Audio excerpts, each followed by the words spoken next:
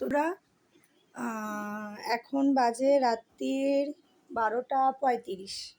দোকান থেকেই আজকে আস্তে আস্তে তোমাদের 11:15-20 হয়ে গেছে। ছেলেকে খাওয়ালাম।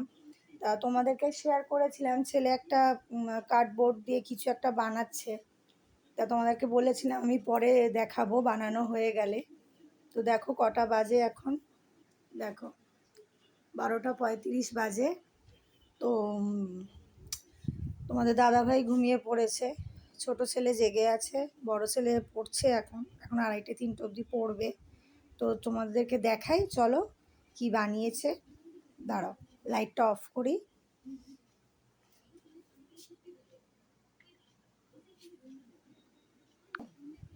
এখানে টিভি চলছে, এই দেখো, দেখতে পাচ্ছ? এটা ছেলে বানিয়েছে, কেমন হয়েছে জানিও কমেন্টে।